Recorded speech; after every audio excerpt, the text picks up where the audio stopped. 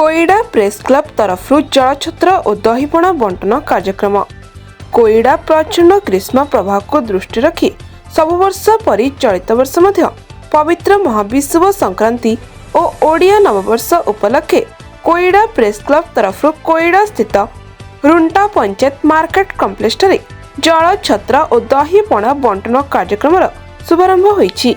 एही अवसर में कोईडा गोष्ठी उन्नयन अधिकारिणी रश्मि रेखा पात्र आनुष्ठानिक भावे फीता काटी एक कार्यक्रम को शुभारंभ करथिले।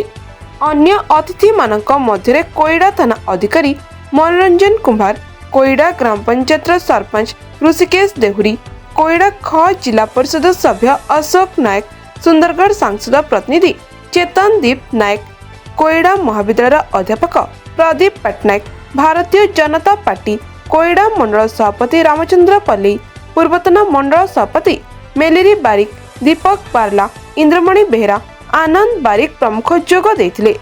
एही जलछत्र और दहीपणा बंटन कार्यक्रम को कोईडा प्रेस क्लब सभापति संग्राम केसरी नायक प्रत्येक तत्वावधान में आयोजन करा बेले क्लब संपादक विजय नंद जेना एवं प्रेस क्लब वरिष्ठ सदस्य संबित जेना, विजय दास, सुरेश दास, दामू पात्र, जितेंद्र पलाई, लंबोदर बारिक, वनमाली बारिक प्रमुख कार्यक्रम परिचालन में प्रमुख अंश ग्रहण करथिले। कोईडार संबित जेना रिपोर्ट सबुदिन टीवी।